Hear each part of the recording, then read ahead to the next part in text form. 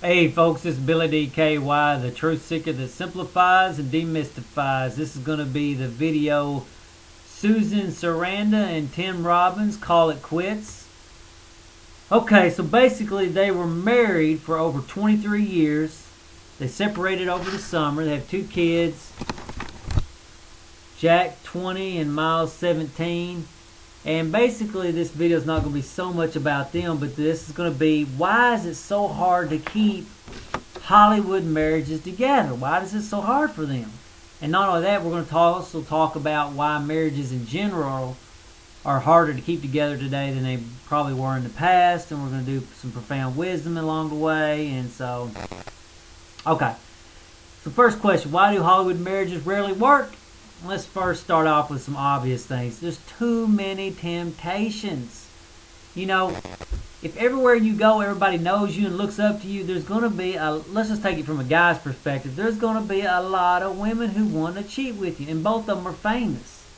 If you don't know who Tim Robbins is, you go look a picture up, you'll see he's a famous guy too. So they both have opportunities to cheat every single day in big ways. People probably even throwing themselves at you. So, you know, a lot of people in life think, boy, I want to go to Hollywood. I want to be the famous, and then everything will be all right. But what you don't realize, it doesn't make everything all right. It compounds it. It makes everything worse. It puts the temptations are at least 10 times, maybe even 100 times more than they are for the average person. You know, like you go to work now, you know, there's probably opportunities for you to cheat on a day-to-day basis at your work, or at least, you know, on a weekly or monthly basis, there's opportunities to cheat. Well, they're having stuff thrown at them. It's not opportunities. They're having to restrain themselves from cheating because people, you know, just in love with them because they've seen them on the TV, you know, somewhere, or a movie screen. It's like, oh, it's just they're throwing themselves. So it requires two extremely strong people not to cheat in these kind of Hollywood relationships, not to cheat. So, you know, it's seems like today's society it's hard enough to find one, more or less two, and you know they're having temptations thrown at them. The average person can't even fathom really. Okay, hard times and good times. You know, hard times bring people together. Look at people in Vietnam. I mean, they're bonded in ways that it's hard to break. Hard times bond people together. Soft times don't. Soft times wait for extremely weak connections. And you hear it in some songs like City Friends, you know, versus Country Friends.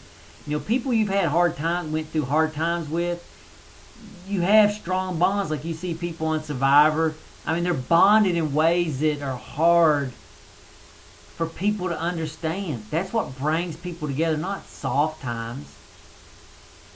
So, and if you look at it, these Hollywood people, they're really, all they've ever had is easy times. Maybe not at the beginning, but now all they know is, you know, easy times. Everybody's kissing their butt, telling them what they want to hear. And as a result, it makes a person very hard to please.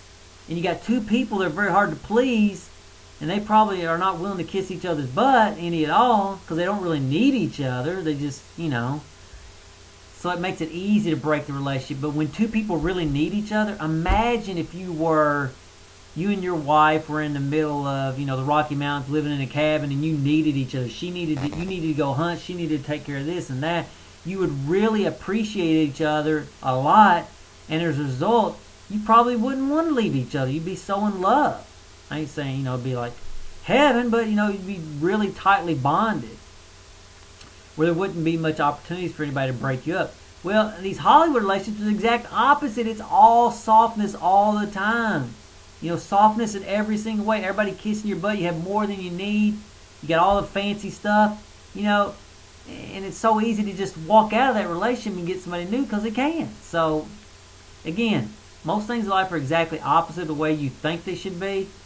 Hollywood makes it almost impossible to keep a marriage together for a lifetime. Okay, and this is another example. I've always picked up stray cats along the way, or they always found me, and I would feed them and took a little bit from them to work them in. But eventually they'd come in, and they were great. Always great cats, appreciative, and just really good cats, good acting. And they always had kittens. I guess it was always the women cats that I found. And they always had kittens, and the kittens never were as good as the mother. They always were spoiled compared to the mother. And and that's the same way with Hollywood. Once you get spoiled, everybody telling you what you want to hear all the time.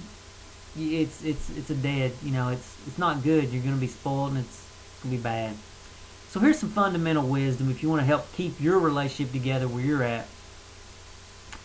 Moving towards the essence brings things together. Moving away from the essence tears things apart. When I say essence, it could be God, nature, Tao, Nirvana, I don't guess. Just the essence of life. So when these people go off and be famous and they have all these luxury stuff, you're moving away from the essence. When you have to struggle a little bit through life, that brings you closer. So I basically got this analogy partly from Christianity. You're here and she's there. And as you move towards God, it brings you together. And if you move away, it tears you apart, which I don't say God, I just say essence because it doesn't carry as much baggage.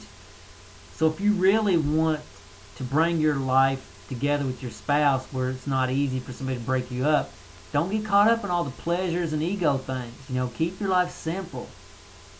Which that leads into my next point of my blog. But if you don't know me, basically I boil spirituality down to one word: growth.